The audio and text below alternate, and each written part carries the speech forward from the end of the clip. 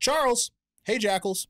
Today I've got one question for each of you. Cedric, you mentioned doing wrestling during your high school years, and I was curious if you felt any of that experience improved your Magic playing, or if you think some Magic skill helped you win wrestling matches. I know personally, I always felt my wrestling tournaments helped me feel less nervous playing in RCQs and other high-stakes events. Patrick, your question is coming in a moment. The biggest thing that wrestling taught me alongside Magic is I don't get nervous when I play against anyone good or perceived to be good. So, like, you know, a lot of people get nervous when they play against a pro because, like, pro's so good. And it's like, I don't know, it's just another person. It's not like we're getting in a fight. Sure. We're playing cards. So I don't have any nerves around, like, oh my gosh, I got paired against John Finkel or Brian Kibler or whoever the fuck. Like, we're playing a match of Magic, you know? Like, it's a lot more, there are a lot more terrifying experiences or things to be nervous about. Like, I don't know, wrestling someone who's way better than you is going to fucking kick your ass in front of your family and your friends. It's tough. It's not. That is. So I had a thought about this. I'm curious to pick your brain a little bit. Yeah, go for it. Something where Magic and wrestling appear to me to have some level of overlap is a lot of it comes down to I'm 95% to win right now. What does the 5% look like? Oh yeah. Or I'm 95% to lose right now. What does the 5% look like? Oh yeah. Oh yeah. Yeah. That's in there. Yeah. That's in there. Yeah, like you're getting your ass kicked and you kind of got to go for like a headlock or something and just go for it. Or I'm way ahead. How do I get punked out? Yeah, which is just kind of play safe. Or Yeah, you might get a couple right. stalling warnings or something. But yeah, there's no reason to like get caught. That's what they call it in wrestling. Yeah. Is get caught by something. Yeah, you can play it safe.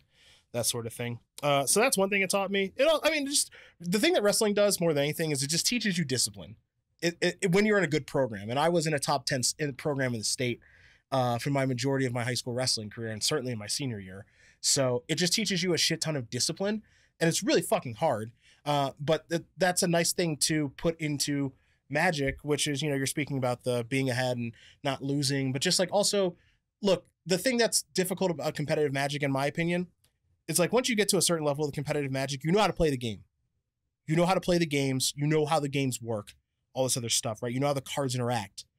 It's not losing your cool when you make a mistake and staying focused and staying disciplined. The reason when I started getting really good in the years that I was on the year and a half that I was on the train, the reason I was successful then is because I would literally talk to myself the entire match and just go, it's okay if you make a mistake. Mistakes are going to happen. You just need to play better than your opponent.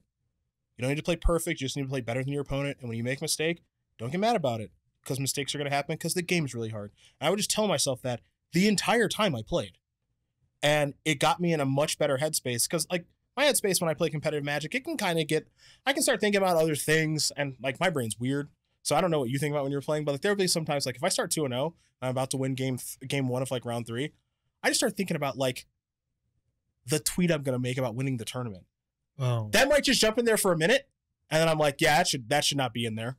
I have some, definitely in my younger days and my more competitive days, it was you go to the PTQ, it's 8 rounds, you start 3-0, and you start thinking about drawing in the top 8. Yeah. I definitely had some of that. Yeah.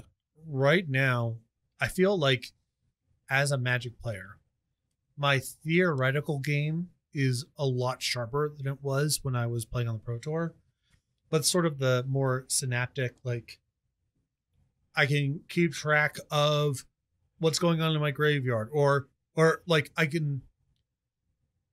My opponent has a deck where they have a card with Delirium. Yep. And I'm just sort of organically tracking how close they are and what cards they could have to get them over. Without even having to grab their graveyard. That's where my game has really slipped a lot. Yeah.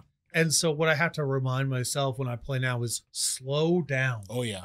Slow down. Oh, yeah. I'm definitely not worried. Like, the thing you're talking about is like, well, I'm not going to win, so I don't have to worry about the tweet about winning the tournament. Yeah. But I do care very much about not embarrassing myself, even if it's just to me. Yeah. And the place where I get into trouble nowadays, to the extent that I play, is just moving too fast, assuming I'm familiar enough with the cards in the matchup that I just know what's going on when, often I don't. Or even if I do, it's what's going on is complicated enough that I need to take a second.